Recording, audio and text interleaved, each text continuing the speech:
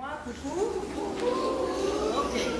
Ça bien, coucou. Maintenant, je vais vous demander de regarder le voisin et puis on va faire high five. Vous parlez un peu anglais? Hi, quand on dit hi, c'est les amis. Hi.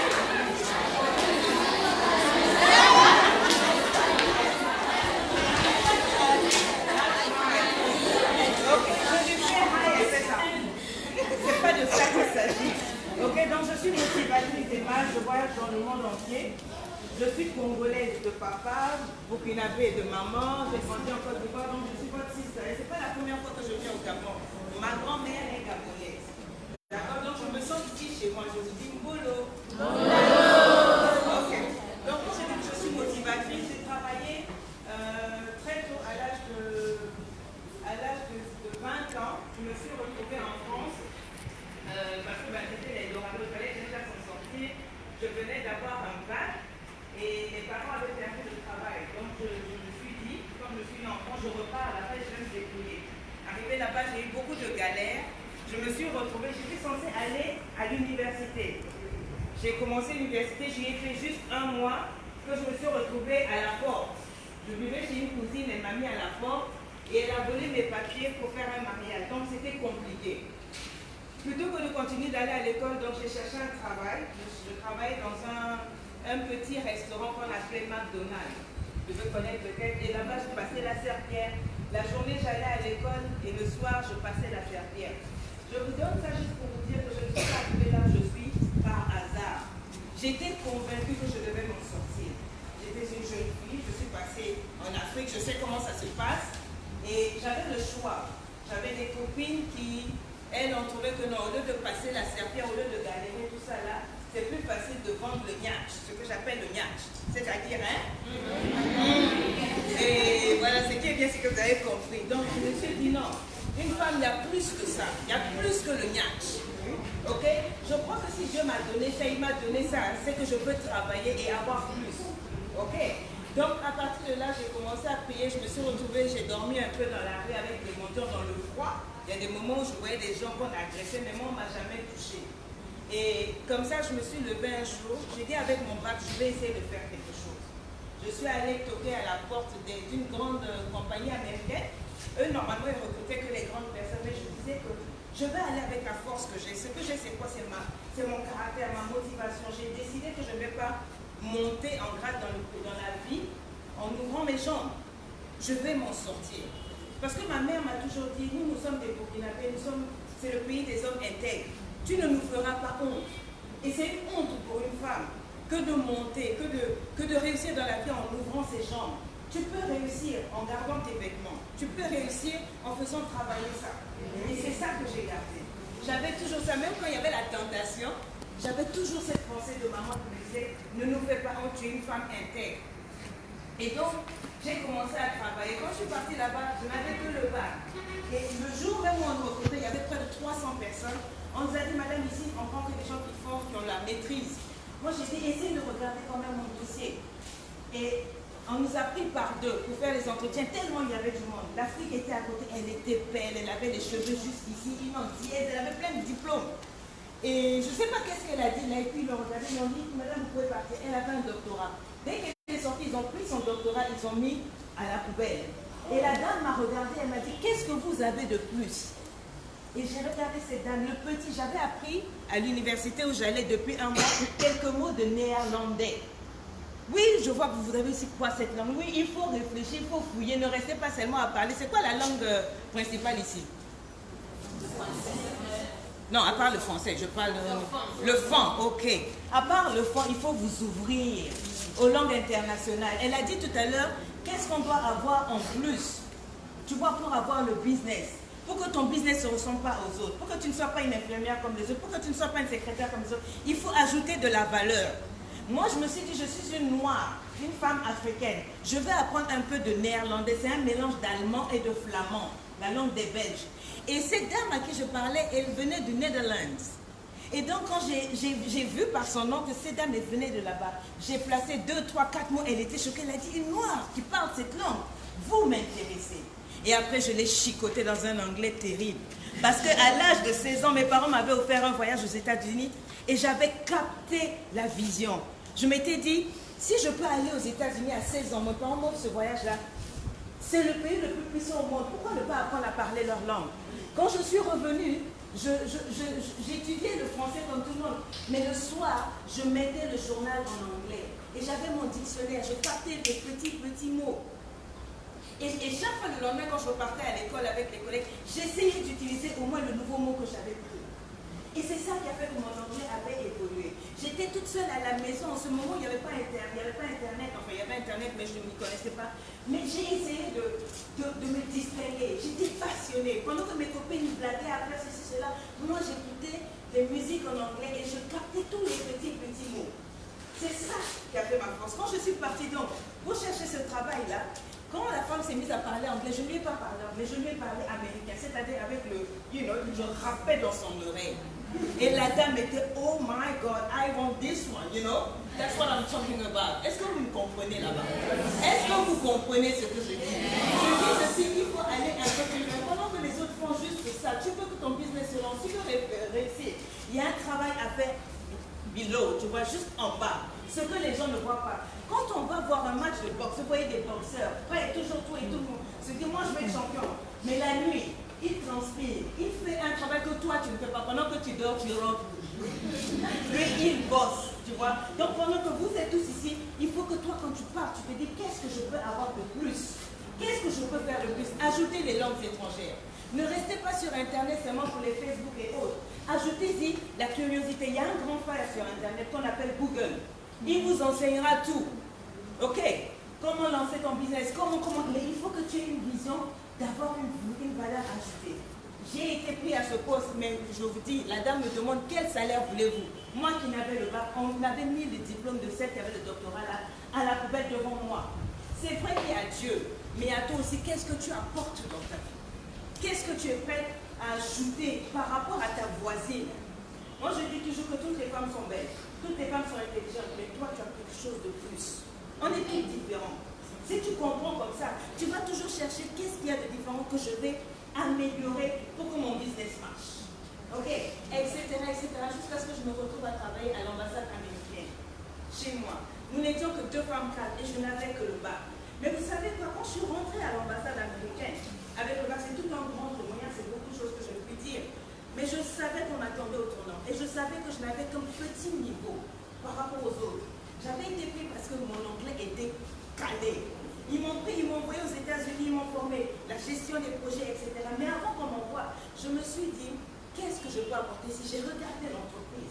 Et j'ai dit, il y a plein de femmes ici, tout le monde fait les tissages, les ceci, cela, mais qu'est-ce que je peux apporter de plus pour monter, pour moi-même?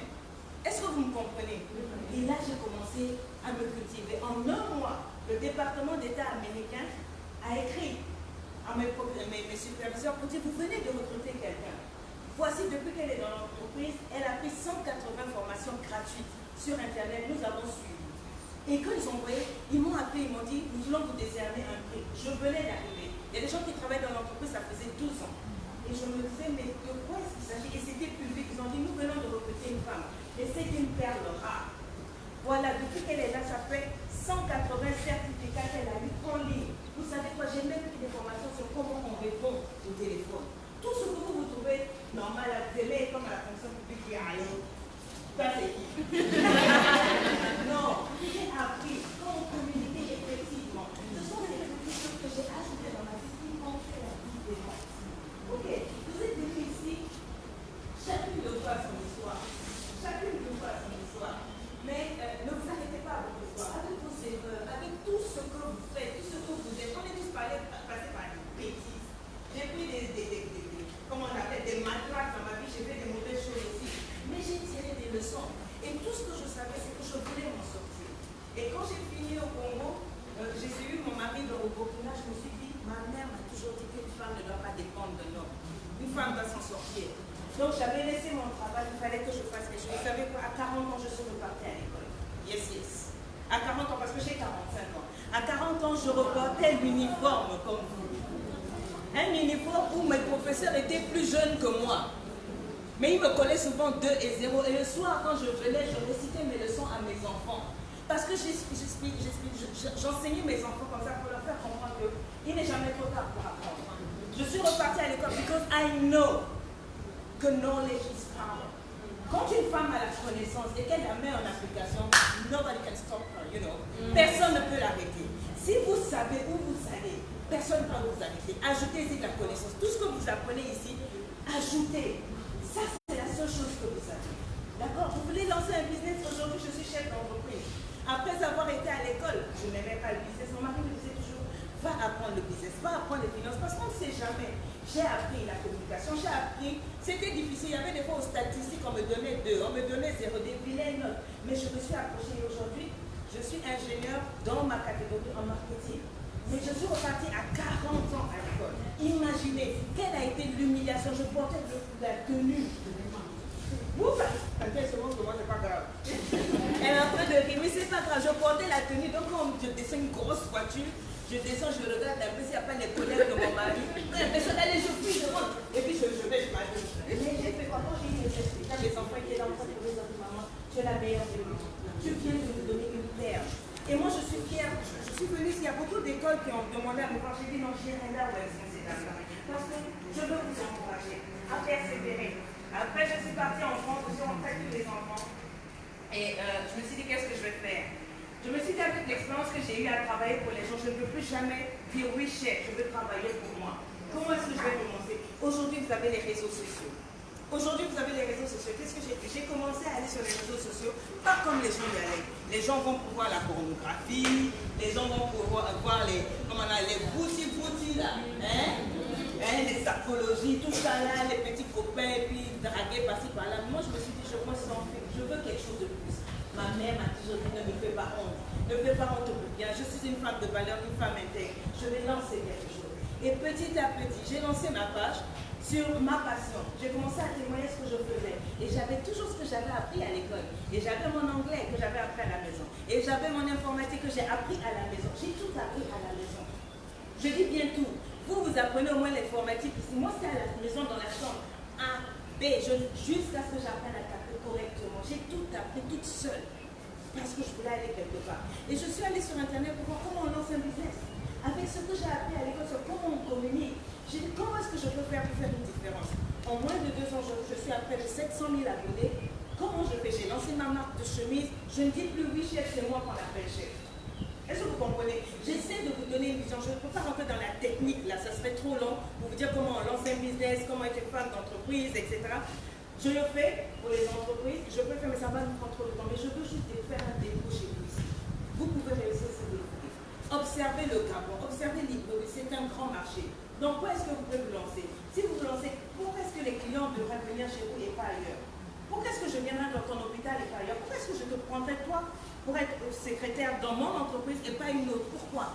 Quelle est la valeur ajoutée qu'il y a chez toi? Fille, est-ce que tu parles l'anglais? Je vous ai demandé l'anglais, tout à l'heure on a dit un peu. Mais ça c'est grave. Aujourd'hui, ça c'est un péché. C'est pas. Moi je n'aime pas les Anglais, les Américains. Faut pas finir ce que j'ai dit là. Je ne les aime pas trop. Mais on ne peut pas aujourd'hui se dire qu'on va se lancer sur le marché des affaires et ne pas parler une autre langue. C'est la langue du chinois qui est en train de monter. Qui parle le mandarin ici, le chinois? Après, elle me dit, je vais être une femme. Tu vas être rien du tout. Parce que si tu vas aller loin, il faut avoir la vision. Qu'est-ce que tu vas ajouter? Cherchez une langue étrangère. Apprenez l'informatique. Allez à la recherche de l'information. Vous voulez avoir un business, mais par où vous allez commencer? Dans votre quartier, qui a déjà fait quoi? Regardez un peu. Quels sont les problèmes dans votre environnement? Vous pouvez répondre à ça et vous allez monter. C'est ce que j'ai fait. Et aujourd'hui, je suis montée. Non seulement je suis montée, mais je monte. Je suis appelée partout dans le monde. Je fais des conférences des présidents, des chefs d'État. Ça sert pour écouter la petite dame que tu vois devant toi. Et bien, mais ça te dit peut-être rien, mais je suis en train de simuler quelque chose. Je sais que quand tu vas repartir chez toi, tu vas dire, un jour une femme est passée, elle m'a dit, ne me fais pas honte. Tu es une femme, ne te fais pas honte et ne me fais pas honte. Si j'ai pu m'en sortir sans ouvrir mes jambes, tu peux t'en sortir. Si j'ai pu m'en sortir avec tous les coups, j'ai été violée, j'ai été battue, j'ai fait beaucoup de choses, mais j'ai choisi d'utiliser mon histoire pour devenir la femme que j'ai. Si je peux le faire, je peux le faire. D'accord?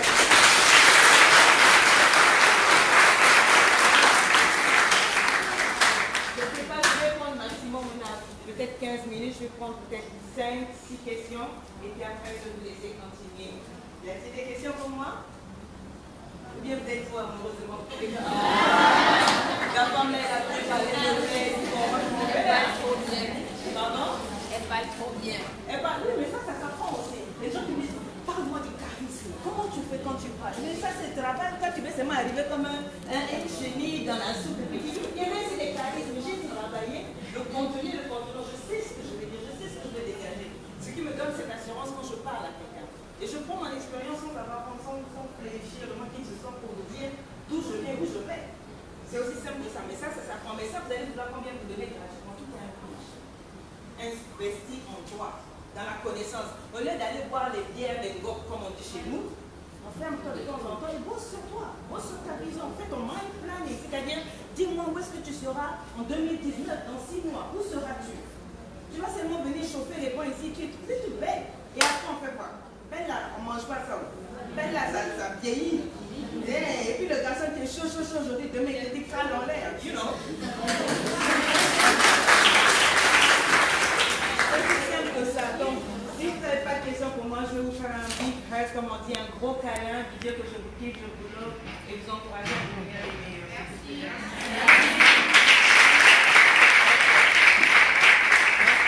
Voilà, on va y aller. Bye bye. Merci pour le privilège d'être venu. Courage à vous, mesdames. Pardon? Et ça, c'est de ma part, c'est juste un petit quelque chose que je remets pour vous.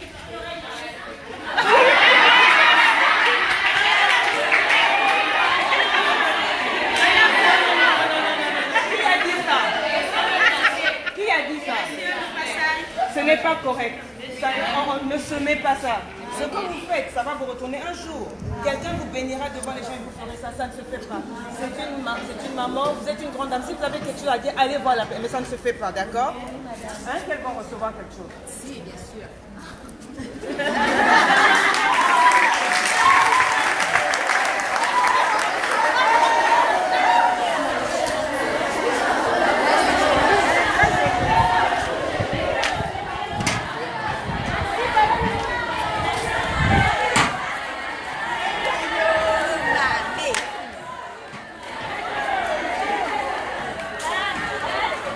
Ça vous a plu? Oui, madame. Qu'est-ce que vous avez retenu?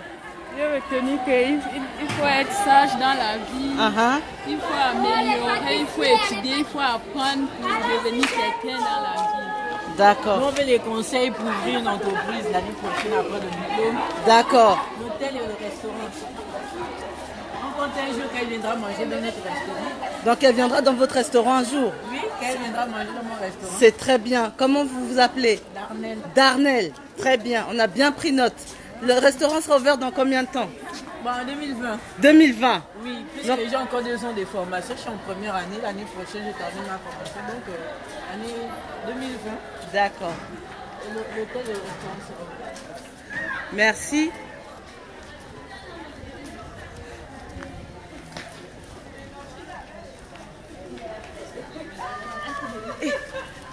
Queen.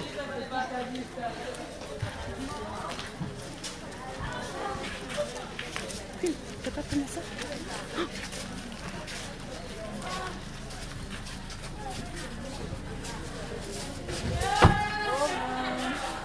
Merci encore, à bientôt.